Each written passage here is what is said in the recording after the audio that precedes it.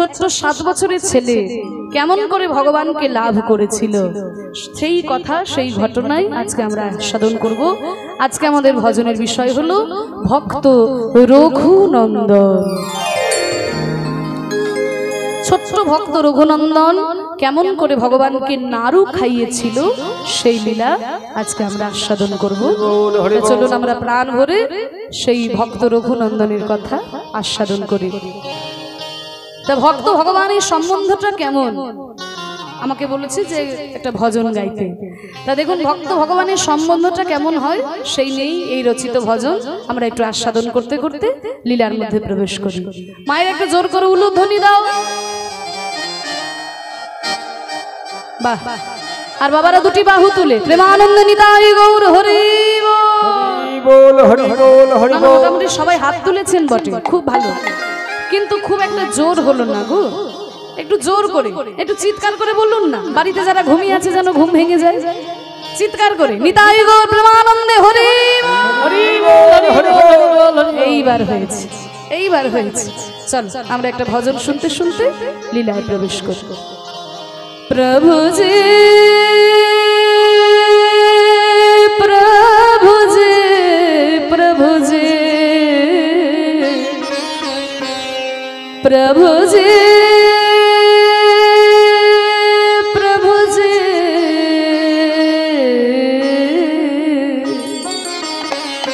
प्रभु जी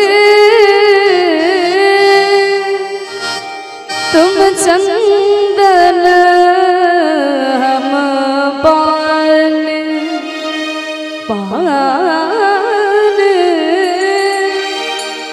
तुम चंदन हम पानी पानी तुम चंदन हम पानी पानी तुम चंदन हम पानी पानी तुम चंदन हम पानी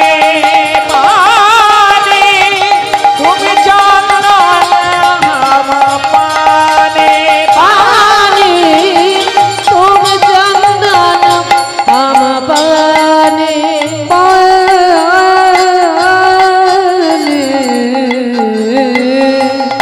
जाकी अंग अंग बस समाने।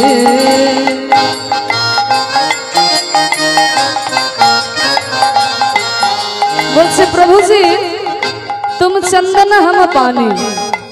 हे प्रभु जी তুমি হলে মূল্যবান চন্দন আর আমি হলাম মূল্যহীন জল। চন্দনের কত দাম, জলের দাম আছে, নদীতে গেলেই তো ঢালাও জল, কিন্তু চন্দন কিনতে যান। কদিন আগে দক্ষিণ ভারতে গেছিলাম বাবা, যেখানে চন্দনের জঙ্গল। তা এইটুকু চন্দন 700 টাকা দাম নিল। এইটুকু চন্দন 700 টাকা দাম। তাহলে চন্দনের কত দাম, কিন্তু জলের দাম নেই। আপনাদের এদিকে তো চারিদিকেই খালবিল। তা বলছে চন্দনের যতই দাম হোক প্রভু, সেই চন্দন আর জল যখন একসঙ্গে মাখামাখি হয় তখনই কিন্তু সুগন্ধ বেরিয়ে আসে। তাহলে তুমি ভগবান আর আমি তোমার চরণের দাস, আমি ভক্ত। কিন্তু ভগবানের মহিমা তখনই প্রকাশিত হয় যখন ভক্ত ভগবানের চরণে গিয়ে শরণ নেয়। ভক্ত যদি ভগবানের চরণে শরণ না নেয় তাহলে ভগবানের মহিমা কে জানতে পারবে? তাই বলছে প্রভু तुम चंदन हम पानी पानी तुम चंदन हम पानी पानी तुम चंदन हम पानी पानी तुम चंदन हम पानी। प्रभु जी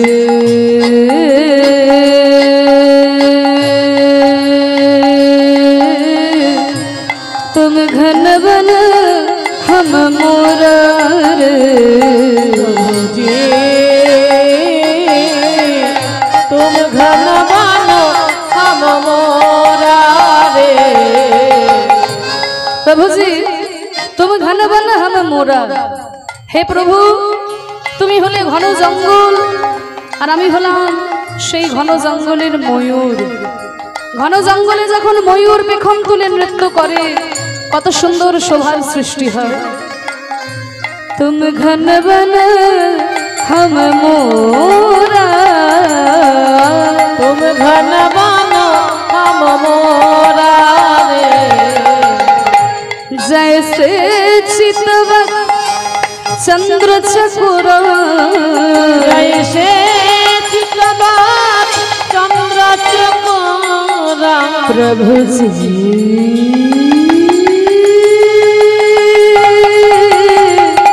तुम चंदन हम पानी पानी, तुम चंदन हम पानी पानी, तुम चंदन हम पानी।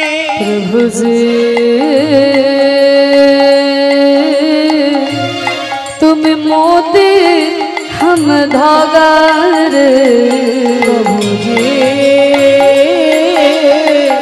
तुम मोती हम धागा रे।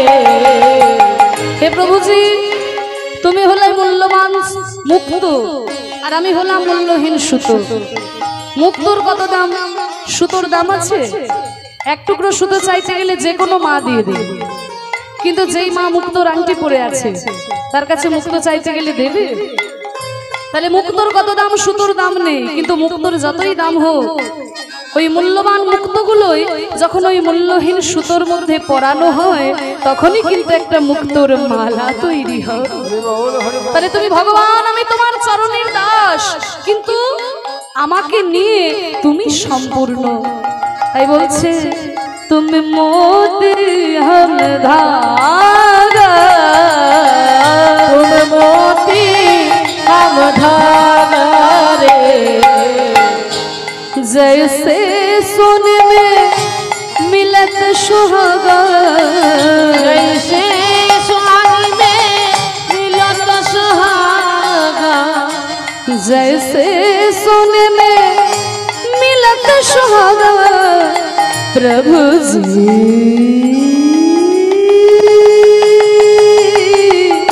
तुम चंदन हम पानी पानी, तुम चंदन हम पानी पानी, तुम चंदन हम पानी पानी, तुम चंदन हम पानी। प्रभु जी तुम स्वामी हम दासर। प्रभु जी तुम स्वामी हम दासा रे। दशा दशा दशा तुम स्वामी हम दासा, तुम स्वामी हम दासा रे। हम दासा हम दासा हम दासा हम दासा, तुम स्वामी हम दासा रे। तुम स्वामी हम दासा रे। ऐसी भक्त कर दासा, ऐसे भक्ति करे रुइदासा। রুইদাস এই ভজনটি যিনি লিখেছেন তার নাম হচ্ছে রুইদাস। আসলে রুইদাস তার নাম নয়, তার নাম হচ্ছে রবিদাস। বাঙালিরা বলে রুইদাস, তার নাম হচ্ছে রবিদাস। তো দেখবেন হিন্দিতে বটা একটু উচ্চারণ হয়, রবিদাস রবিদাস রবিদাস, তার থেকে হচ্ছে রইদাস। আবার বাঙালিরা একটা রয় হস্য লাগিয়ে দিয়েছে, রুইদাস। তাই রুইদাস বাবা এত বড় ভক্ত ছিল, মুচি ছিল, চামড়া নিয়ে কাজ করত, কিন্তু রামের ভক্ত। তা একদিনকে একজন ব্রাহ্মণ ঠাকুরমশাই সেই রবিদাসের কাছে গিয়ে বলছে, মুচির ছেলে, তোর লজ্জা লাগে না? তুই মুচির ছেলে হয়ে রামের সেবা করছিস। তখন রবিদাস বলছে, ব্রাহ্মণ ঠাকুরমশাই, আপনি ব্রাহ্মণ, আমি মুচি, পার্থক্য কোথায়? পার্থক্য খুব সহজ। এই দেখ, আমার গলায় পইতে আছে, তোর গলায় পইতে আছে। আমার পুজো করার অধিকার আছে, তোর পুজো করার অধিকার নাই। রবিদাস বলছে, ঠাকুর মশাই আপনার গলায় পইতে আছে, আমার গলায় পইতে নাই, শুধু এইটুকু পার্থক্য। তাহলে পার্থক্য যদি এইটুকু হয়, তাহলে আপনার পইতেটা আছে বাইরে, কিন্তু আমার পইতেটা আছে ভিতরে। কিরে এত বড় কথা, তোর ভিতরে পইতে আছে, কই দেখা দেখি তোর ভিতরে কোথায় পইতে রয়েছে। তখন ওই যে যন্ত্রটা দিয়ে চামড়া কাটছিল না, ওই যন্ত্রটা দিয়ে নিজের বুকের চামড়াটা কেটে তার ভিতর থেকে পইতে বের করে দেখিয়েছিল এই ব্রাহ্মণকে। যখন বুকের চামড়া কেটে তার ভিতর থেকে পইতে বার করে দেখালেন, সঙ্গে সঙ্গে ব্রাহ্মণ ঠাকুর মশাই রবিদাসের চরণ তলে লুটিয়ে পড়ল। রবিদাস, তুমি এত বড় ভক্ত, আমি বুঝতে পারি নাই। রবিদাস, তুমি আমাকে ক্ষমা করে দাও। সেদিন থেকে ওই ব্রাহ্মণও রবিদাসের শরণাপন্ন হয়েছিল।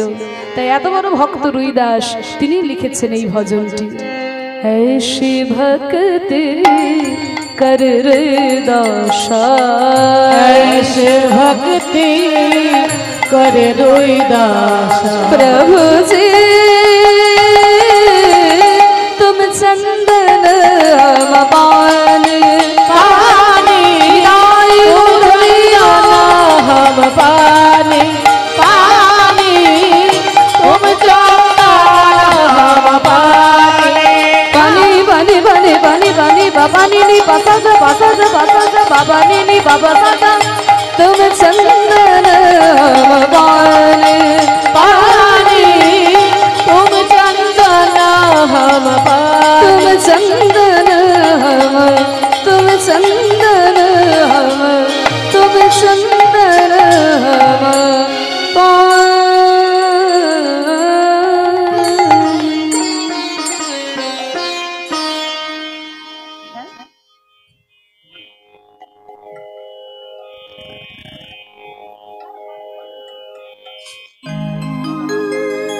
निताई गौर प्रेमानंदे हरि बोल, बोल वृंदावन धाम की जय, राधा रानी की जय, भक्त वृंदो की जय, अपन अपन गुरु महाराज की जय, हरि नाम संकीर्तन की जय। मधुमय श्रीधाम नवद्वीप धाम আমরা ভজন শুনলাম। এবার চলুন আমরা এবার আমাদের আস্বাদনের লীলা ভক্ত রঘুনন্দনের কথা আমরা আস্বাদন করি। একটা ছোট্ট ভক্ত কেমন করে ভগবানকে লাভ করেছিল আমরা প্রাণ ভরে আস্বাদন করি। তা দেখুন, আজকে চৈতন্য মহাপ্রভু নবদ্বীপে সকল ভক্তদেরকে সঙ্গে নিয়ে হরিনাম সংকীর্তনে মেতে আছেন। হরিনাম সংকীর্তন করছেন সকল ভক্তদের সঙ্গে নিয়ে মহাপ্রভু আমার। সুরধ্বনির তীরে কিরবাহ বিলাস, সমবায় বালক সঙ্গে রে, সুরধ্বনির তীরে কিরবাহ বিলাস, সমবায় বালক সঙ্গে, সুরধ্বনির তীরে কিরবাহ বিলাস, সমবায় বালক সঙ্গে, করতাল তালে হরি তো ধ্বনি, হরি ধ্বনি, করতালে তালে হরি তো ধ্বনি, হরি ধ্বনি, বলে ওই তো আমার গোরান আছে, ওই তো আমার গোরান আছে, দেখো হেমে দ্বন্দ্ব বাহু তুলে, ওই তো আমার গোরান আছে, ওই হেমে দন্ড বাহু তুলে, ওই তো আমার গোরান আছে, নাচিয়া নাচাবে বলে, ওই তো আমার গোরান আছে, আমার নাচে নাচাব বলে, ওই তো আমার গোরান আছে। দুই ভাই এসেছে। এবার একটু মন দিয়ে শুনতে হবে মাগো। এবার ধীরে ধীরে আমাদের লীলার ঘটনার দিকে যাচ্ছি তো। তা দুই ভাই এসেছে দেখুন মা। বড় ভাইয়ের নাম মুকুন্দ, ছোট ভাইয়ের নাম নরহরি। দুই ভাই দূর থেকে মহাপ্রভুকে দর্শন করছেন। দেখতে দেখতে বড় ভাই বলছে, ভাই আমি কি দেখছি জানিস? আমি দেখছি ওই তো আমার গোরান আছে, ওই তো আমার গোরান আছে, ওই হেমে দ্বন্দ্ব বাহু তুলে, ওই তো আমার গোরান আছে। ভাই নরহরি বলছে, না দাদা আমি তো তা দেখছি না। বলে কি দেখছিস তুই? আমি কি দেখছি জানিস? আমি দেখছি ওই তো গো রাই নাচে, ওই তো গো রায় নাচে, ওই তো গো রাই নাচে, ওই তো গো রায় নাচে, অন্তরেতে শ্যাম নাচে, বাইরে আমার রাই নাচে, অন্তরেতে শ্যাম নাচে, বাইরে আমার রায় নাচে, অন্তরেতে শ্যাম নাচে, ওই তো সচি নন্দন ত্রিভুবন পূর্ণ পূর্ণ অবতার, জয় সচি নন্দন ত্রিভুবন পাবন পূর্ণ পূর্ণ অবতার। হরি নাম বলো ভাই। বড় অনুরাগ, খুব ভক্তি। এই যে দেখুন আপনারা যেমন ঘরে থাকতে পারছেন না, তাই তো এখানে বসে আছেন, এত রাত্রি হয়ে গেছে তবুও খাওয়া ভুলে ঘুম ভুলে এখানে বসে বসে আপনারা কীর্তন শুনছেন। অনুরাগ না থাকলে পরে হয় না। আমার উপায় নেই, আমাকে গাইতে হবে, তাই গাইছি। কিন্তু আমি যদি আপনাদের জায়গায় থাকতাম তাহলে আমার দ্বারাও সম্ভব হতো না এই সারা রাত্রি বসে জেগে কীর্তন শ্রবণ করা। আপনারা যে শুনছেন এই অনুরাগ না থাকলে পরে হয় না। তা তেমনই দুই ভাই মাগো মহাপ্রভুকে দেখবে বলে একেবারে গৃহ ত্যাগ করে ঘর বাড়ি ছেড়ে চলে এসেছে নবদ্বীপে। দূর থেকে দর্শন করছে। বড় ভাইয়ের নাম মুকুন্দ, ছোট ভাইয়ের নাম নরহরি। মনে মনে ভাবছে আমরা কি ওই গৌরের কাছে গিয়ে গৌরের আশীর্বাদ নিতে পারবো? ওই ভিড়ের মধ্যে কি মহাপ্রভুর কাছে গিয়ে তার পা ছুঁয়ে একটু প্রণাম করতে পারবো? ভিড়ের আড়াল থেকে মুকুন্দ সরকার চিন্তা করছেন এই কথা। ভিড়ের আড়াল থেকে চিন্তা করছেন, এমন সময় মহাপ্রভু হঠাৎ চিৎকার করে বলে উঠলেন, মুকুন্দ শত জন্মেও আমার কৃপা পাবে না। মহাপ্রভু হঠাৎ চিৎকার করে বলে উঠলেন, মুকুন্দ নামে যে ভক্ত এসেছে সে শত জন্মেও আমার কৃপা পাবে না। যে যাকে ভালোবাসে তার মুখে যদি এইরকম কথা শুনতে পাওয়া যায় বুকে কত ব্যথা হয়। মহাপ্রভুর কৃপা পাওয়ার জন্য মুকুন্দ ঘর দৌড় ছেড়ে চলে এলো, আর সেই মহাপ্রভু বলে কিনা শত জন্মেও তার কৃপা হবে না। এই কথা শুনলে আমরা কি করতাম বাবা? দুঃখে সঙ্গে সঙ্গে গঙ্গার জলে দিয়ে ঝাঁপ দিতাম। কিন্তু মুকুন্দ কি করলো জানেন? সত্যি মহাপ্রভুর দলরা এক একজন পাগলের দল, জানেন তো। মুকুন্দ এই কথা শুনে হাত তুলে নাচছে, আনন্দে নাচছে। সবাই বলছে, মুকুন্দ তুমি কি পাগল হয়ে গেলে নাকি? আরে মহাপ্রভু বলল শত জন্মেও তার কৃপা হবে না, আর তুমি তাই শুনে ধেই ধেই করে নাচছো। আমি হলে এতক্ষণ গঙ্গার জলে গিয়ে ঝাঁপ দিতাম। তখন মুকুন্দ বললে, নাচবো না কেন? প্রভু তো বলেছেন শত জন্মেও তার কৃপা হবে না,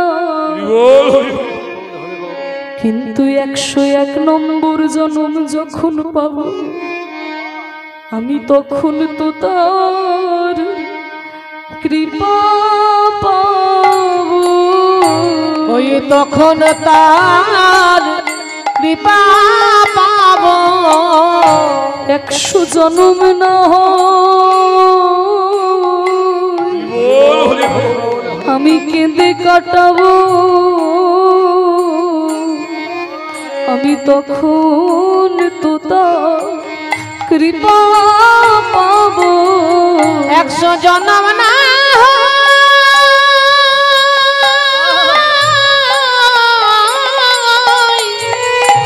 কেঁদে কাটাবো,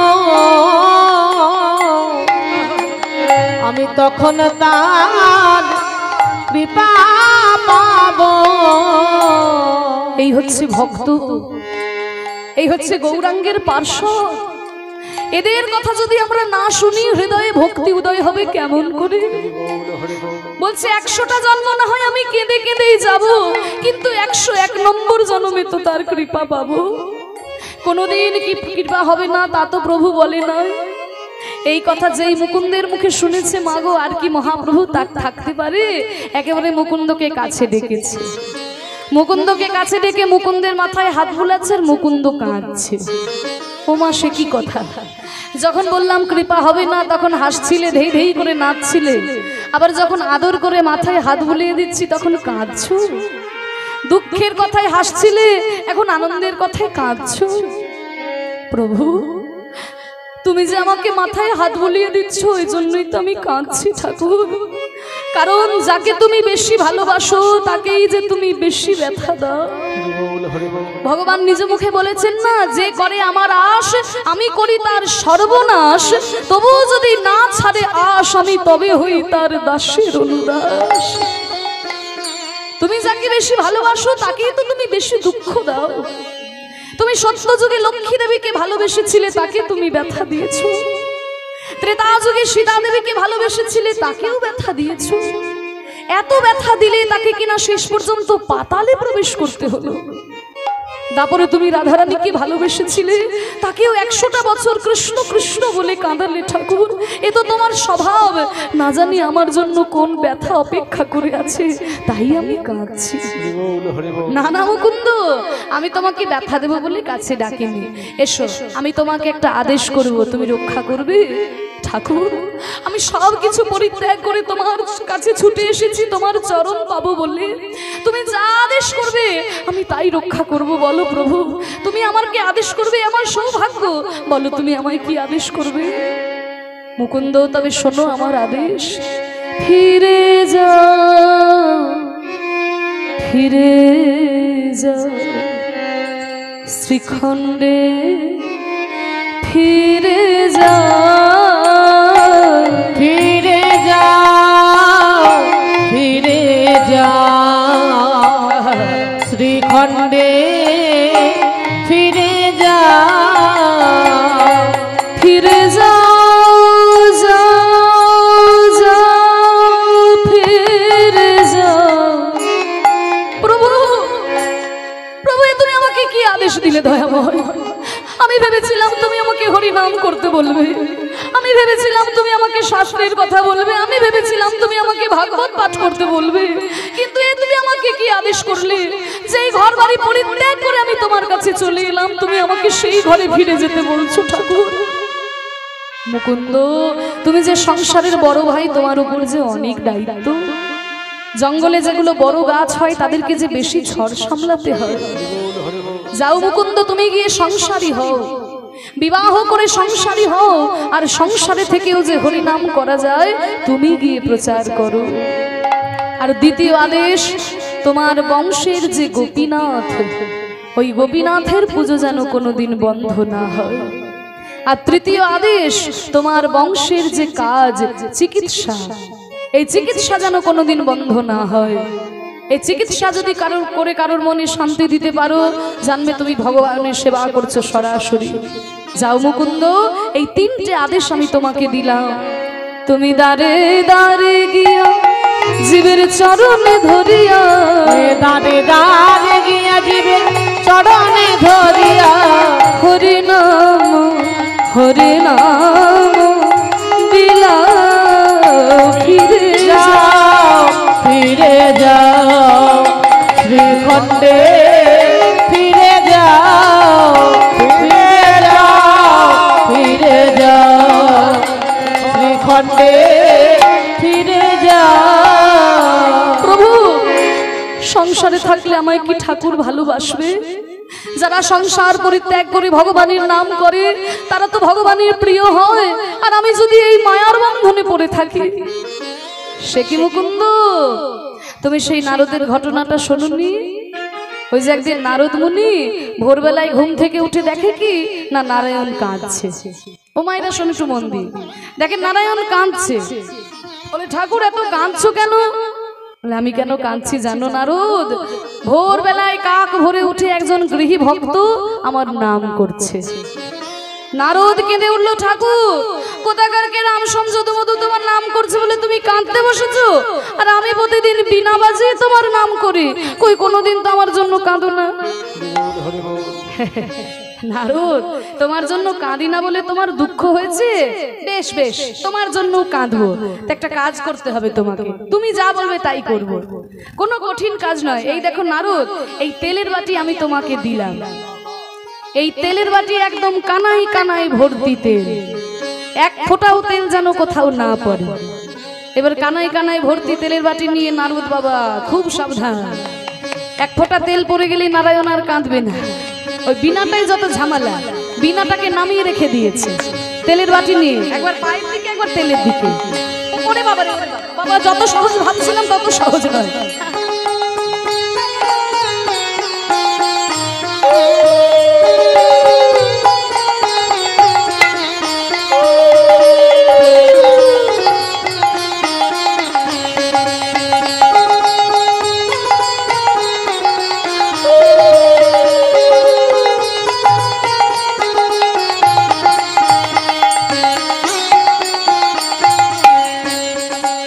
সারাদিন ঘুরে ঘুরে এসেছে, নারায়ণ বলছে নারদ তেল পড়েনি তো? না ঠাকুর, আমার নাম নারদ বলে কথা, আমি কি তেল আর ফেলি? বাহ খুব ভালো, নারদ তেল তো পড়েনি, কিন্তু সারাদিন ওই তেলের বাটি নিয়ে ঘোরার সময় তুমি কবার আমার নাম করেছো? না ঠাকুর, ওই যে তেলের দায়িত্ব আমাকে দিয়েছো, ওই খেয়াল রাখতে গিয়ে আমি তোমার নাম নিতে ভুলে গেছি। নারদ, এক বাটি তেলের খেয়াল রাখতে গিয়ে তুমি আমার নাম ভুলে গেলে। আর যারা সংসারী মানুষ তারা তেলের খেয়াল, ডালের খেয়াল, চালের খেয়াল, নুনের খেয়াল, পিতামাতার খেয়াল, স্ত্রী পুত্র পরিজনের খেয়াল, এত কিছু খেয়াল রেখেও খেয়াল করে যে আমার নাম করে, আমি তার জন্য কাঁদবো না? নিতাই গৌর হরি বল, তুমি দারে দারে গিয়া জীবের চরণে ধরিয়া, দারে দারে গিয়া জীবের চরণে ধরিয়া, হরি নাম হরি নাম দিলা ফিরে যাও, ফিরে যাও শ্রীখণ্ডে, ফিরে যাও, ফিরে যাও, ফিরে যাও শ্রীখণ্ডে, ফিরে যাও। তাই হবে গৌর হরি, তোমার আদেশ মতো আমি হরিনাম করব, বিবাহ করব, গোপীনাথের পুজো করব, আর চিকিৎসা করব প্রভু, এতেই যদি তোমার সুখ হয় আমি তাই করব। তাই দেখুন মুকুন্দ গিয়ে চিকিৎসায় মন দিল, এত সুন্দর চিকিৎসায় তার নাম ডাক ছড়িয়ে পড়লো। দেশ বিদেশ থেকে যত লোক চিকিৎসা করতে আসে, একবার যে চিকিৎসা করায় আর তাকে কোনোদিন অন্য কবিরাজ দেখাতে হয় না। তো বাবা তখনকার দিনে সারা বাংলার নবাব হুসেন শাহ, তার একদিন হয়ে গেল তীব্র যন্ত্রণা, একদিনকে খেপে উঠলেন নবাব, বেয়াদব সব, আমি যন্ত্রণা ছটফট করছি আর তোমরা সব নাকে তেল দিয়ে ঘুমাচ্ছ। এই যে আমার রাজকর্মচারী, কোথায় রাজকর্মচারী?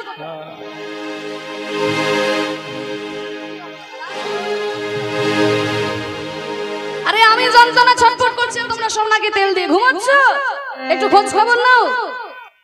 বলে হুজুর, অনেক বড় বড় কবিরাজি তো আমরা এনেছি, কেউ তো আপনার রোগ সারাতে পারলো না। আরে টাকা দিলে কোনোদিন কবিরাজের অভাব হয় না, যেখানে পারো যত বড় কবিরাজ আছে নিয়ে এসো আমার কাছে।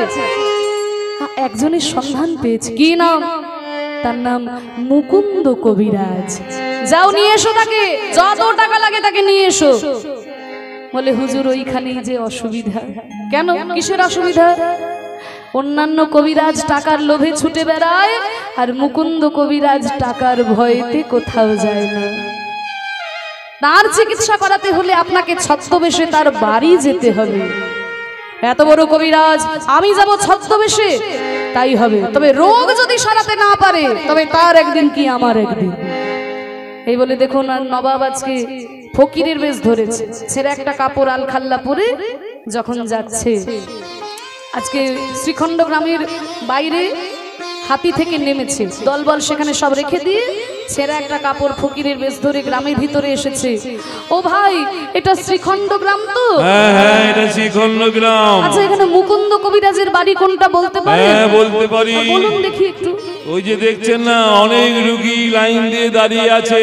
আচ্ছা, আর যে বাড়িটার ভিতর থেকে কীর্তনের সুর ভেসে আসছে, ওইটাই মুকুন্দ কবিরাজের বাড়ি। বাহ, সুন্দর ঠিকানা দিয়ে দিয়েছে। এক পা দুপা করে এগিয়ে গিয়ে দেখে অনেক রোগী লাইন দিয়ে দাঁড়িয়ে আছে, আর বাড়ির ভিতর থেকে কীর্তনের সুর ভেসে আসছে। ওগো দয়াময়, ওগো আমার মন মন্দিরে মদন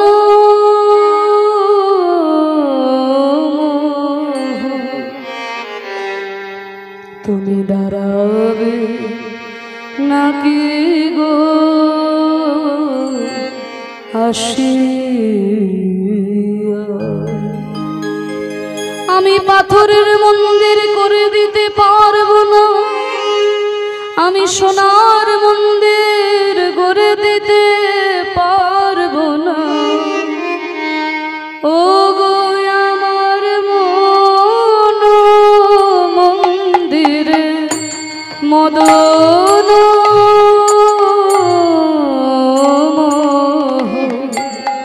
দাঁড়াবে নাকি গো আসিয়া? ও মন মন্দিরে মদন মোহন দাঁড়ালে নাকি গো আসিয়া? আমি তবু নাম লয়ে ভাসিয়া খেলি রে, তবু নাম লয়ে ভাসিয়া খিলি রে। আমি কাঁদে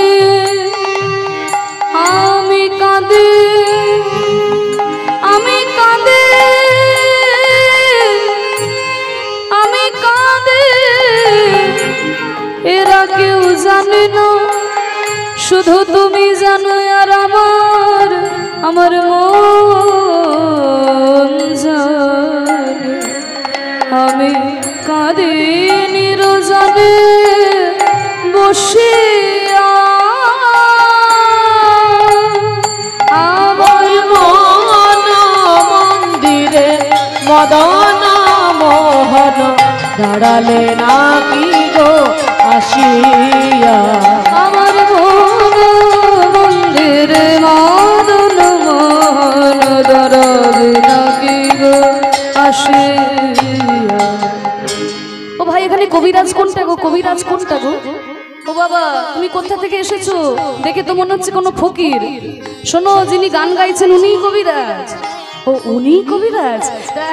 আমি ফকির মানুষ, আমার চিকিৎসা হবে তো?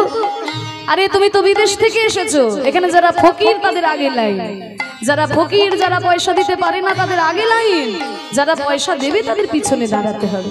তুমি ফকির, তুমি পয়সা দিতে পারবে না, তুমি আগে চিকিৎসা পাবে, দাঁড়াও তুমি আগের সারিতে দাঁড়াও।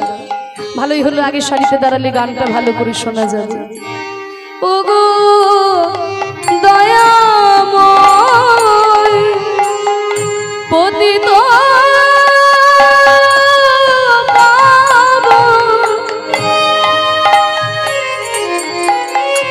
কৃপাময় তুমি ভক্ত বৎস, আমার অন্তিম কালে দিও দর্শন। আমায় অন্তিম কালে দিও দর্শন। শুধুই আশা ছিল মনে মনে, আমার মন মন্দিরে মদন মোহন দাঁড়ালে নাকি গো আসিয়া? ওগো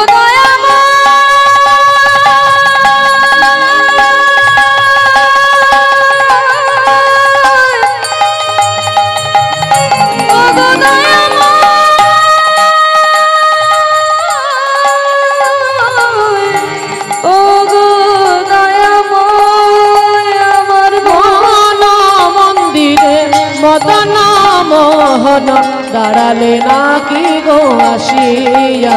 আমার মন মন্দিরে মদন মোহন দাঁড়াবে নাকি গো আসিয়া? মন মন্দিরে মদন মোহন তুমি কি এসে দাঁড়াবে? মাগো আমরা ভগবানের জন্য বাইরের মন্দির সাজিয়ে দিই, মনের মন্দির সাজাতে পারি না। হরি বল, হরি বল। বাইরের মন্দির কত দামি দামি ইটালিয়ান মার্বেল দিয়ে সাজিয়ে দিই, কত সোনার উপর গহনা দিয়ে ভগবানকে সাজিয়ে দিই মাগো, কিন্তু এই মনের মন্দিরটা সাজাতে পারি না। ভগবানকে সবকিছুই দিতে পারি, শুধু মনটা দিতে পারি না। হরি বল। ঠাকুরের কাছে এসে 10 টাকার বাতাসা দিয়ে বলি, ঠাকুর এই আমি তোমাকে বাতাসা দিলাম, আমার ওই একতলা বাড়িটা যেন তাড়াতাড়ি 2 তলা হয়ে যায়, আমার মেয়ের বিয়েটা যেন হয়ে যায় ঠাকুর, আমার ছেলের চাকরিটা যেন হয়ে যায়, এই আমি তোমাকে বাতাসা দিলাম। আচ্ছা সত্যি করে বলো তো মা, ভগবান কি তোমার বাতাসার জন্য বসে আছে? তুমি দেবে তারপরে ভগবান পাবে, কিন্তু তবুও ভগবান আমাদের কাছে চায় কেন? আস্বাদন করার জন্য। দেখবেন যদি কোনো বাবা দূর দেশে যায়, ঘরে আসার সময় কিন্তু ছেলেদের জন্য একটু মিষ্টি নিয়ে আসে। তো একজন বাবা বিদেশে গেছেন, ঘরে আসার সময় ছেলেদের জন্য 1 ভাঁড় মিষ্টি এনেছে। মিষ্টিটাকে এনে গিন্নির হাতে তুলে দিয়েছে, ছেলেদের মায়ের হাতে তুলে দিয়েছে। মা করেছে কিনা 4টি ছেলে, একটা একটা করে মিষ্টি 4টি ছেলেকে দিয়েছেন। আর ছেলেদেরকে দেওয়ার পরে ছেলেরা যখন মিষ্টিগুলো খায়, তখন বাবা হাত পেতে চায়, ওরে ওরে আমাকে একটু দিবি না, আমাকে একটু দে। আচ্ছা সত্যি করে বলুন তো, বাবা কি খাবার জন্য চায়? বাবার পকেটে তো অনেক টাকা ছিল, মিষ্টি দোকানে বসে একটা কেন 100টা মিষ্টি খেতে পারতো, কিন্তু ছেলের হাতে তুলে দিলাম, তার থেকে ছেলে যদি আমাকে একটু খুঁটে দেয়, বাবার কত আনন্দ হয়। তাহলে 4টা ছেলের মধ্যে একটা ছেলে করে কিনা, বাবাকে একটু নখে করে খুঁটে দেয়, এই দেখো বাবা তোমায় দিলাম, আর ওইটুকু মিষ্টি খেয়ে বাবার আনন্দে প্রাণটা ভরে যায়। আহা, ওই মিষ্টির এত স্বাদ আমার আগে তো জানা ছিল না। আবার কোন ছেলে করে কিনা, মিষ্টিটাকে অর্ধেক অর্ধেক করে ভেঙে বাবাকে দেয়, বাবা তুমি খাও। আবার কোন ছেলে গোটা মিষ্টিটাই বাবার মুখে গুঁজে দেয়, বাবা তুমি খাও, আরো অনেক মিষ্টি আছে আমি পরে খাবো, বাবা তুমি খাও। আবার কোন ছেলে করে কি না, ওই মিষ্টিটাকে মাটিতে ছুঁড়ে ফেলে দেয়, তবু বাবাকে দিতে মন হয় না। তা যিনি আমাদের বিশ্ব ব্রহ্মাণ্ডের মালিক, আমাদের সকল কিছু দান করে আজকে কলিযুগে হাত তুলে দাঁড়িয়ে আছেন, ওগো কলিজীব, আমি যে তোমাদের এত কিছু দিলাম, তোমরা আমাকে কিছু দেবে না। আমরা ভগবানকে দিতে পারি না মা, ভগবানের কাছে এসে শুধু দাও দাও, মন প্রাণ দিয়ে তাকে ভালো যে বাঁচতে পারি না। বাইরের মন্দির সাজিয়ে দিই, কিন্তু ভগবান তো আর এই বাইরের মন্দিরে থাকে না। ভগবান কোথায় থাকে? কোথায় থাকে ভগবান? মন্দিরে থাকে, সে তো আমরা বলি। অন্যরা তো বলছে যে না ভগবান মসজিদে থাকে, আবার কেউ বলছে যে না না ভগবান গির্জাতে রয়েছে। তাহলে ভগবান কোথায় থাকে? কোথায় থাকে ভগবান? একটু ছোট্ট উদাহরণ দিয়ে বলি, আপনাদের কাছে ব্যাপারটা পরিষ্কার হবে। একজন শেঠজি হাওড়া থেকে ব্যাগে 5 লাখ টাকা নিয়ে দিল্লি যাচ্ছেন। ব্যাগে 5 লাখ টাকা নিয়ে হাওড়া থেকে দিল্লি যাচ্ছেন। তা একজন চোর কোন ক্রমে জেনে গেছে বাবা যে শেঠজি ব্যাগে 5 লাখ টাকা নিয়ে দিল্লি যাচ্ছে। এবার শেঠজি উঠেছে হাওড়া স্টেশনে, তার কয়েকটা স্টেশন পরেই চোর উঠে একেবারে শেঠজির পাশের সিটে গিয়ে বসেছে। আর যেই না চোর উঠে শেঠজির পাশে গিয়ে বসেছে, অমনি শেঠজি চোরের মুখ দেখে বুঝেছে ব্যাটার মতলব ভালো নয়, অতএব 5 লাখ টাকার ব্যাগটা নিয়ে আমাকে একটু সাবধানে থাকতে হবে। শুধু ধন থাকলেই হয় না বাবা, ধন রক্ষা করতেও জানতে হয়। তা শেঠজি যেমন ধন বইতে জানেন, ধন রক্ষা করতেও তিনি জানেন। 5 লাখ টাকার ব্যাগটাকে কোলের মধ্যে চেপে বসে আছে। আর ওদিকে চোর মনে মনে চিন্তা করছে কখন শেঠজি বাইরে যাবে, সেই সুযোগে আমি ব্যাগ থেকে 5 লাখ টাকাটা বের করে নেব। দেখতে দেখতে চোর আর বাইরে যায় না, শেঠজি আর বাইরে যায় না। ধীরে ধীরে ট্রেনটা হাওড়া থেকে ধানবাদ স্টেশন পৌঁছে গেল। চোর তো মনে মনে চিন্তা করছে শেঠজি তো আর বাইরেই যাচ্ছে না, আমার 5-6 ঘন্টা হয়ে গেল, হাত পাটা লেগে গেছে, যাই একটু বাইরে থেকে হাত পাটা ছাড়িয়ে আসি। এই বলে যেই না চোর গেছে বাইরে হাত পা ছাড়াতে, শেঠজি মনে মনে চিন্তা করছে বাবা এই আমার ভালো সুযোগ, এই সুযোগে আমার 5 লাখ টাকাটা তাড়াতাড়ি কোথাও সরিয়ে ফেলতে হবে। এই বলে শেঠজি করলেন কি না, ব্যাগ থেকে 5 লাখ টাকাটা বের করে একটা নির্জন জায়গায় রেখে দিলেন, অন্য জায়গায় রেখে দিলেন যাতে চোর খুঁজে না পায়।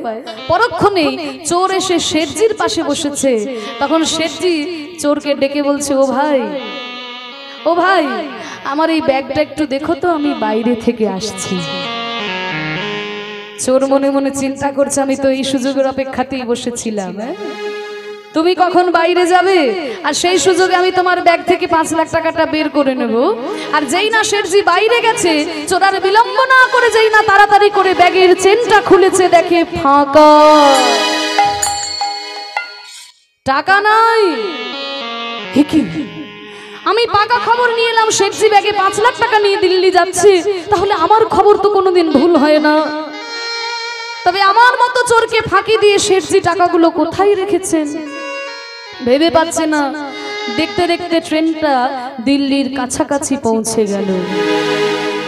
চোর মনে মনে চিন্তা করছে আমি এমন চোর, আজ অব্দি কারোর বাড়িতে চুরি করতে গিয়ে আমি খালি হাতে ফিরি নাই, আর সেই চোরকে ফাঁকি দিয়ে শেঠজি টাকাগুলো কোথায় রাখলেন। শেঠজির কাছে আমি হেরে যাব। নিজের হারটাকেও চোর মেনে নিতে পারছে না। তখন শেঠজির কাছে গিয়ে বলছে, শেঠজি, হ্যাঁ বলো ভাই, আপনার সঙ্গে একটু কথা। হ্যাঁ বলো। আমি ভালো মানুষ নই, আমি একজন চোর, আমি ভালো মানুষ নই। আমার কাছে পাকা খবর ছিল আপনি ব্যাগে 5 লাখ টাকা নিয়ে দিল্লি যাচ্ছেন। আপনি যখন ওই বাইরে গেলেন, আমি আপনার ব্যাগের চেনটা খুলে দেখলাম ফাঁকা। তা শেঠজি, আপনি যদি আমাকে একটু দয়া করে বলেন, আমার মতো চোরকে ফাঁকি দিয়ে আপনি টাকাগুলো কোথায় রেখেছেন? না না, আপনি ভয় পাবেন না, চুরি আমি আর করব না। চুরি করার সাধা মিটে গেছে। আমি শুধু জানতে চাই, আমি এমন চোর আজ অব্দি কারোর বাড়ি চুরি করতে গিয়ে খালি হাতে ফিরি নাই, সেই চোরকে ফাঁকি দিয়ে আপনি টাকাগুলো কোথায় রেখেছেন? তখন শেঠজি বলছে, শোনো ভাই, তাহলে তুমি যেমন আমাকে সত্যি কথাটা বললে, এবার আমিও তোমাকে সত্যি কথাটা বলি। তুমি যখনই আমার পাশে উঠে বসলে, আমি তোমার মুখ দেখে বুঝেছিলাম তোমার মতলব ভালো নয়। তাই তুমি যেমন অপেক্ষা করছিলে আমি কখন বাইরে যাব, তেমনি আমিও অপেক্ষা করছিলাম তুমি কখন বাইরে যাবে। আর যেই না তুমি আমার আগে বাইরে গেলে, আমি কি করেছি জানো? আমি ওই আমার ব্যাগ থেকে টাকাটা বের করে আমি ওই তোমার ব্যাগের মধ্যে রেখে দিয়েছি। কারণ আমি নিশ্চিত জানি তুমি আমার ব্যাগটা খুঁজে দেখবে, কিন্তু নিজের ব্যাগটা একবারও খুঁজে দেখবে না। তোমার ওই ব্যাগটাতে আমি গুনে গুনে দেখলাম 9টা জায়গায় তালি মারা আছে। এই নবতালি যুক্ত ব্যাগ বাবা আমাদের এই দেহ ব্যাগ, এই নবতালি যুক্ত ব্যাগ। 2 কান, 2 চোখ, 2 নাকের ছিদ্র, মুখ, পায়ু, উপস্থ, এই নবতালি যুক্ত ব্যাগ ভগবান সব জায়গা থেকে ছেড়ে দিয়ে লুকিয়ে আছেন আমাদের এই হৃদয় মন্দিরে। কারণ ভগবান নিশ্চিত জানেন মানুষ আমাকে সর্বত্র খুঁজে বেড়াবে, কিন্তু নিজের হৃদয়টা একবারও খুঁজে দেখবে না। নাহং তিষ্ঠামি বৈকুণ্ঠে যোগিনং হৃদয়ং নাচো মদ ভক্তা যত্র গায়ন্তি তত্র তিষ্ঠামি নারদ। নাহং তিষ্ঠামি বৈকুণ্ঠে, আমি বৈকুণ্ঠে থাকি না, যোগিনং হৃদয়ং নাচো, যোগীর হৃদয়েও থাকি না, মদ ভক্তা যত্র, আমি থাকি আমার ভক্তের হৃদয়ে। তাই হৃদয় মন্দিরে ভগবান বিরাজ করছে। মাগো, এই হৃদয়টা একটু ভগবানের জন্য সাজাতে হয়। আজকে মুকুন্দ কবিরাজ যখন কেঁদে কেঁদে গান করছেন আর পুজো করছেন, ওদিকে নবাব তখন বলছে, কবিরাজ ঠাকুর দাঁড়াও বাবা, আমার পুজো হয়ে গেছে, আমার চিকিৎসা করব।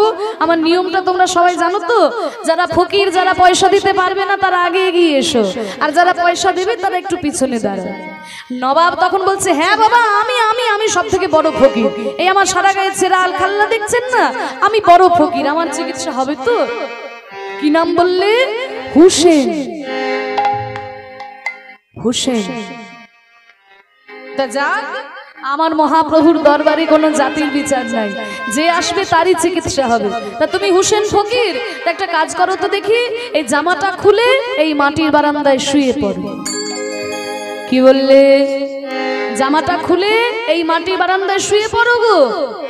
এই যা যা যা যা জামা, আর হ্যাঁ রে বাবা, বুঝতে পারছো না, জামাটা খুলে এখানে মাটির বারান্দায় শোবো কবিরাজ ঠাকুর? আরে বাবা, ফকির মানুষ, রাস্তাঘাটেই তো ঘুরে বেড়াও, একটু মাটি বারান্দায় শুতে কি হচ্ছে, তাড়াতাড়ি সব, আরো অনেক রোগী আছে। নবাব মনে মনে চিন্তা করছে, কবিরাজ এই মাটির বারান্দাতে আমাকে শুতে তো বলছো, কিন্তু রোগ যদি আমার না সারে, তোমাকে সারা জীবন আমি মাটির বারান্দাতে শুইয়ে রেখে দেব। এই বলে নবাব যখন নিরুপায় হয়ে জামাটা খুলে শুয়েছে, শোয়ার পরে ছটফট করে উঠে বলছে, কবিরাজ তোমার কি মাটির বারান্দাতে কি ওষুধ দেওয়া আছে নাকি? শুতে না শুতে আমার অর্ধেক রোগ দূরে চলে গেল। এখানেও রহস্য আছে বাবা। এত বড় কবিরাজ যিনি, তিনি তো হাতটা ধরেই বলে দিতে পারবেন কি রোগ হয়েছে, কিন্তু জামা খুলিয়ে শোয়ানো কেন না? এই মাটি বারান্দায় এসেছেন নিত্যানন্দ মহাপ্রভু, অদ্বৈত গদাধর শ্রীবাস আরো কত গৌর ভক্ত, তাদের চরণ ধুলিতে অঙ্গনটি যেন মধুর বৃন্দাবনে পরিণত হয়েছে। ভক্ত পদ রজয়ার ভক্ত পদজ, ভক্ত ভুক্ত শেষে তিন মহাজন। এই মাটি বারান্দায় গড়াগড়ি দিতে পারলে কোনো না কোনো জন্মে তার ভক্তির উদয় হবেই হবে। বাহ, আমার তো অর্ধেক রোগ সেরে গেল গো। আরে তোমা, আমার তো কবিরাজি ওষুধ ওই লোকের মুখে দিতে গেলে এক ফোঁটা দু ফোঁটা মাটিতে পড়ে যায়, ওটাই বোধহয় কাজ হয়ে গেছে। আসল ওষুধ এখনো দিইনি, আসল ওষুধটাকে এনে জয় গৌর হরি, জয় গৌর হরি। মুখটা খোলো তো। যেই ওষুধটা খাইয়ে দিল, নবাবের এতদিনের ব্যথা এক মুহূর্তে দূরে চলে গেল। ছটফট করে উঠে নবাব বলছে, কবিরাজ তুমি কি এমন কবিরাজি শিখেছো? এতদিনের ব্যথা আমার এক মুহূর্তে দূরে চলে গেল। এত বড় কবিরাজ হয়ে অজপাড়া গায়ে পড়ে রয়েছে, তা তো আমার সহ্য হয় না। কালই তোমাকে আমার সঙ্গে হাতিতে চড়ে রাজধানী যেতে হবে। মুকুন্দ কবিরাজ বলছে, বাবা ফকির কে হে তুমি, তোমার সঙ্গে আমি রাজধানী যাব? তখন নবাব বলছে, আর তোমার পরিচয় দিতে কোনো দোষ নেই, আমার তো রোগ সেরে গেছে।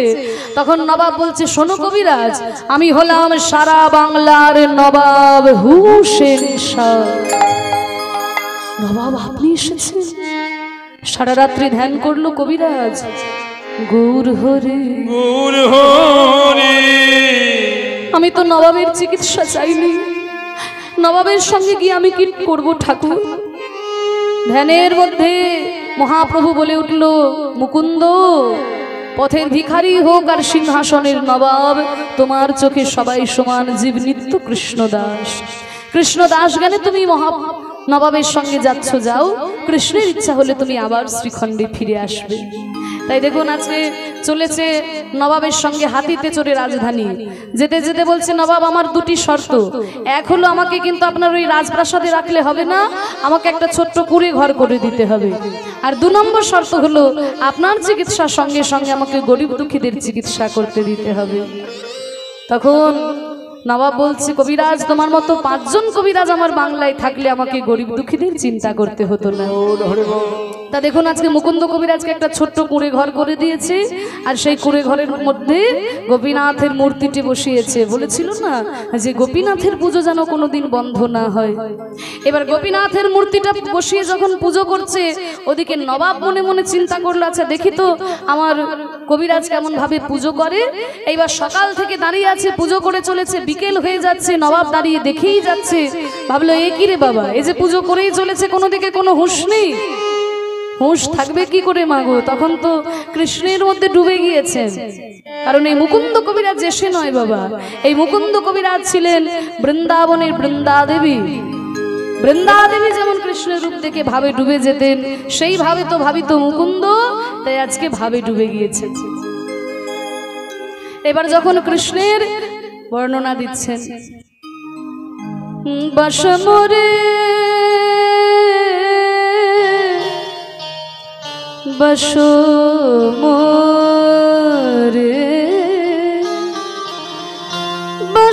বাসমরে নয়ন মে নন্দলাল, নয়ন মে নন্দলাল, বাসমরে নয়ন মে নন্দলাল, নয়ন মে নন্দলাল,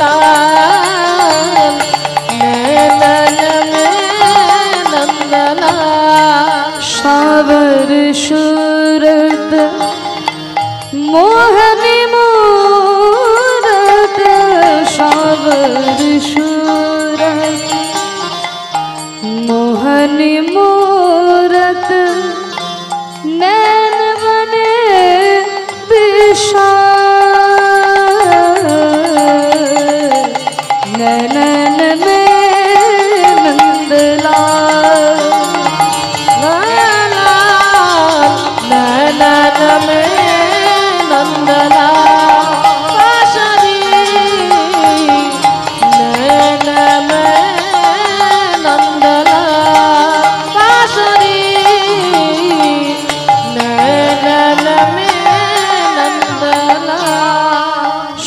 भवर सूरत अधर सुधारस मुरली बजत है अधर सुधारस मुरली बजत है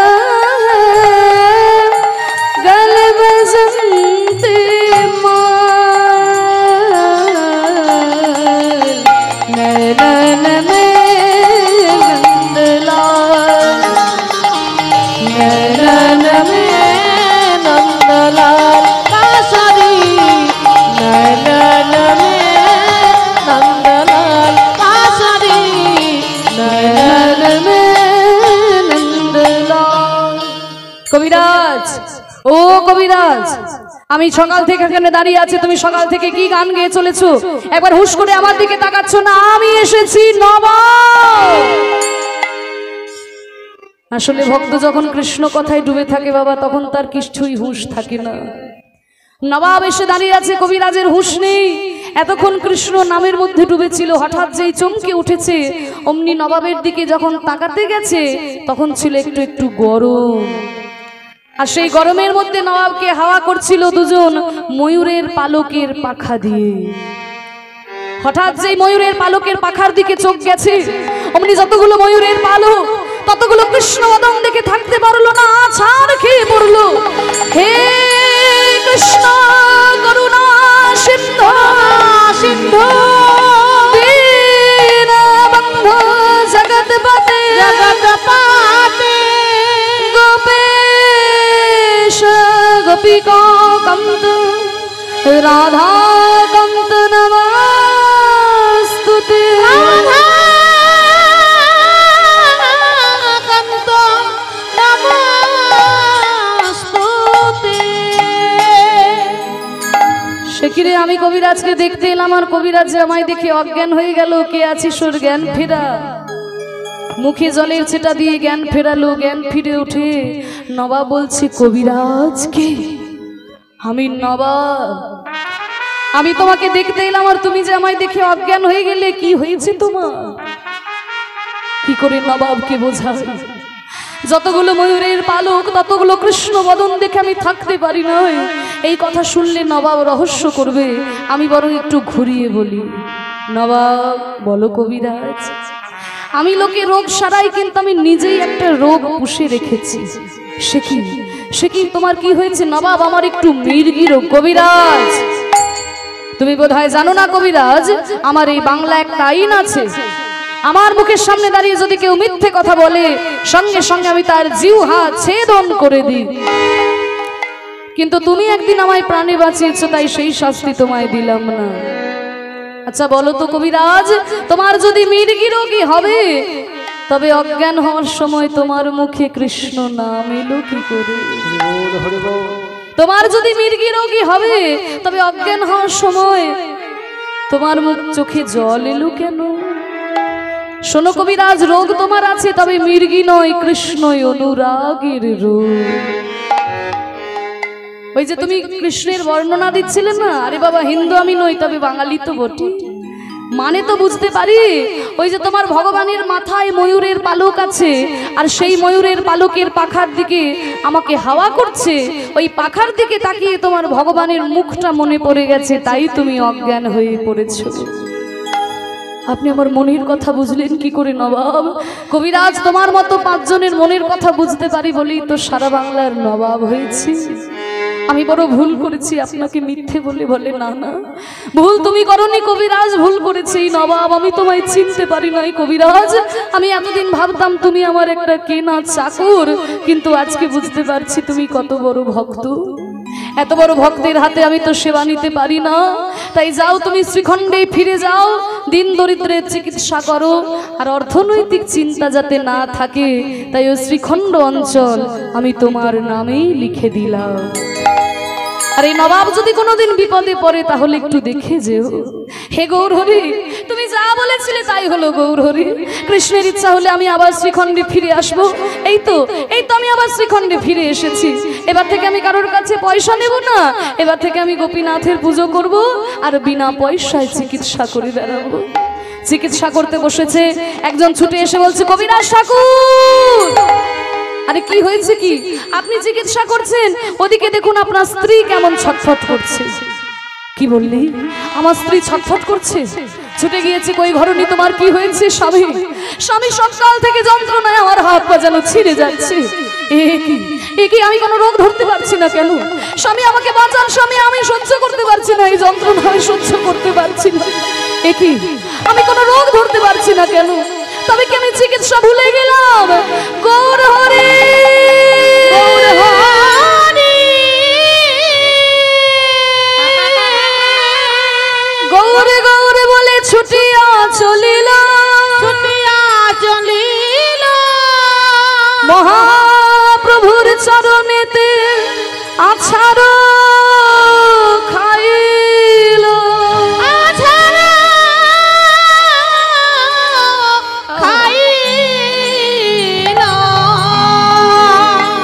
প্রভু মুকুন্দ, এতদিন পর আমাকে মনে পড়েছে ঠাকুর। আমরা তো সংসারে জীব ঠাকুর, বিপদে না পড়লে যে তোমার কথা মনে থাকে না। আমি সারা বাংলার চিকিৎসা করলাম, আমার নবাবের চিকিৎসা করলাম, কিন্তু আমার স্ত্রীর রোগ কেন ধরতে পারছি না ঠাকুর। মুকুন্দ, যা ভেবেছিলাম তাই যে হয়ে গেল। কি হয়েছে প্রভু? তোমার মতো ভক্তের হৃদয়ের কোণে আমি যে অহংকার দেখতে পেলাম। সারা বাংলার চিকিৎসা করেছে এই অহংকার, নবাবের চিকিৎসা করেছে এই অহংকার। এই অহংকারের জন্য তুমি তোমার স্ত্রীর রোগ ধরতে পারছো না কবিরাজ। ঠাকুর, আমরা যে সংসারে জীব, কোন ফাঁকে আমাদের হৃদয়ে অহংকার প্রবেশ করে আমরা বুঝতে পারি না। তবে কেন এত বড় জীবের সেবার দায়িত্ব আমায় দিলে ঠাকুর? আমি তো চাই নয়, আমি তো তোমার চরণই চেয়েছিলাম। যাও মুকুন্দ, আর তোমার অহংকার হবে না। এই নাও আমার এই চিবানো পান নিয়ে যাও, এই চব্বিত তাম্বুল তোমার স্ত্রীকে দিলে তোমার স্ত্রীর ব্যথা ভালো হয়ে যাবে। এই বলে মহাপ্রভুর এই চিবানো পানটিকে নিয়ে আঁচলের মধ্যে বেঁধেছে আর বলছে, আহা আমি আর কি কবিরাজ, আমার মহাপ্রভুর মতো কবিরাজ আর কেউ নেই। আমি ওষুধ দিয়ে লোকে রোগ সারাই, আর মহাপ্রভু নাম ঔষধি দিয়ে জীবের মায়া রোগ দূরীভূত করে দেয়। তার খেলা, ভগবানের লীলা আমরা সাধারণ মানুষে বুঝতে পারবো কেমন করে? পানটিকে আঁচলের মধ্যে বেঁধেছে আর বলছে, প্রভু তোমার লীলা কেমন তুমি জানো ঠাকুর। আমাদের জীবন নিয়ে তুমি সদা সর্বদা খেলা করছো প্রভু। নিতাই গৌর প্রেমানন্দে হরি বল, হরি বল, হরি বল। মুকুন্দ কবিরাজ পানটাকে নিয়ে এসে বলছে, কই গো ঘরনি, মুখ খোলো। এই দেখো মহাপ্রভু তোমার জন্য পান পাঠিয়ে দিয়েছে, আর তোমার ব্যথা থাকবে না। যেই না পানটা মুখের মধ্যে দিয়েছে, স্বামী এই পান দিলে না অমৃত, খেতে না খেতে আমার সব ব্যথাই দূরে চলে গেল। ব্যথা শুধু দূরে গেল তা নয় মা, মুকুন্দ কবিরাজের স্ত্রী হলেন গর্ভবতী। তা সেই গর্ভ পূর্ণ হলো কবে? কি গো আপনারা জানেন তো মুকুন্দ কবিরাজের ছেলে জন্মদিন, রঘুনন্দনের জন্মদিন কবে জানেন? হ্যাঁ, বাহ, দেখো কি সুন্দর বলে দিয়েছে। কীর্তন শোনা অভ্যাস আছে, আবার মনেও রেখেছে। সরস্বতী পুজোর দিন, ওই সরস্বতী পুজোর দিন মুকুন্দ কবিরাজের বাড়িতেও ধুমধাম করে সরস্বতী পুজো হচ্ছে। বড় বড় ঠাকুর মশাইরা এসেছে, বাচ্চারা এসেছে। বাচ্চারা এসেছো তো? হ্যাঁ এসেছি। অঞ্জলি দেবে? সবাই একটু হাত জোর করে বসুন। হ্যাঁ, সব ফুল তো আর গোবিন্দের চরণে পুজোয় লাগতে পারে না। যে কটা ফুল আজকে ফুটে আছে, এই ফুল আপনারা গোবিন্দ চরণে মন ফুলকে নিবেদন করুন। হাত জোর করে একটু বসুন, আমি মন্ত্রগুলো বলি। বলুন দেখি। নমো অপবিত্র, তোমরা বলছো? আমি না কিচ্ছু শুনতে পাচ্ছি না। বলছো? এই দেখো আমি মাইকে প্রতিদিন গান করে করে না আমার কানটাই বোধহয় খারাপ হয়ে গেছে। একটু জোর করে বলো দেখি, জোর করে বলো। নমো, এইবার শুনতে পেয়েছি।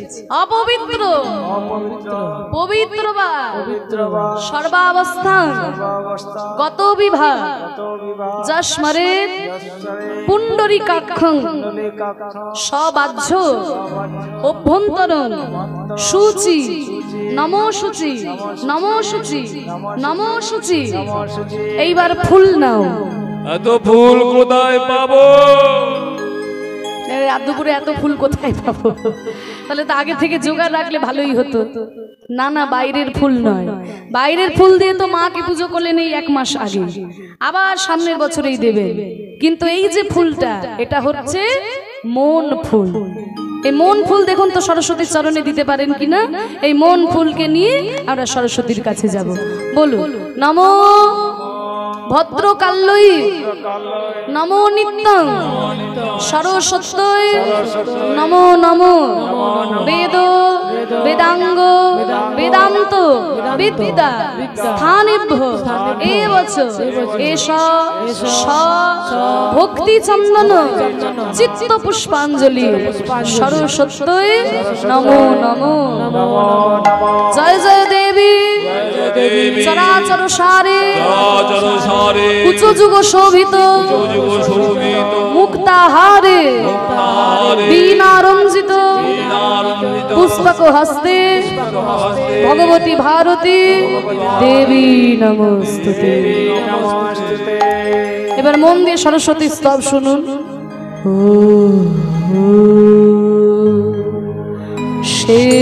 শ্বেতপদ্মাসনা দেবী শ্বেতপুষ্পশোভিতা শ্বেতাম্বরাধরা নিত্য শ্বেতগন্ধানুলেপনা सरस्वती महाभागे विद्ये कमललोचन विश्वरूपे विशालाक्षि विद्यां देहि नमस्तुते।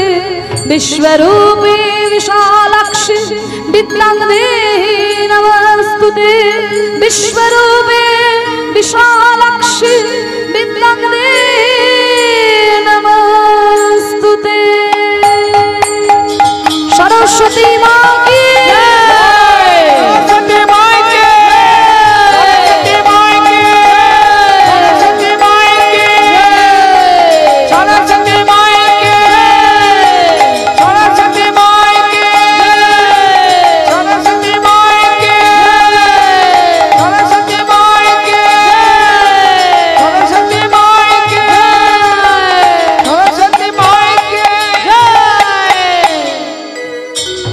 ধুমধাম করে সরস্বতী পুজো হচ্ছে, ধুমধাম করে সরস্বতী পুজো হচ্ছে। ঠিক সেই সময়ে মুকুন্দ কবিরাজের একটা ছোট্ট ছেলে জন্ম নিয়েছে। হেন কালে জন্মিলা শ্রী রঘুনন্দন, হেন কালে জন্মিলা শ্রী রঘুনন্দন, আরে হেন কালে জন্মিলা শ্রী রঘুনন্দন, হেন কালে জন্মিলা শ্রী রঘুনন্দন। মুকুন্দ দাসেরই তাহাই আনন্দিত মন, মুকুন্দ দাসেরই তাহাই আনন্দিত আনন্দ ধরে না, আনন্দ ধরে না, আনন্দ ধরে না, আনন্দ ধরে না। পুত্রের বদনে হেরে আনন্দ ধরে না, পুত্রের বদন হেরে আনন্দ ধরে না। একজন বলছে, ও কবিরাজ ঠাকুর, আপনি পুজো করছেন, ওদিকে আপনার ছেলে হয়েছে গো। হ্যাঁ, আমার ছেলে হয়েছে। তা ছেলেটাকে নিয়ে আগে কি করতে হয় দেখি। ছেলেটাকে এনে মা সরস্বতী চরণে দিয়ে বলছে, মা তোমার কৃপা ছাড়া কিচ্ছু হবে না, মা কৃপা করো মা, কৃপা করো মা, কৃপা করো মা, কৃপা করো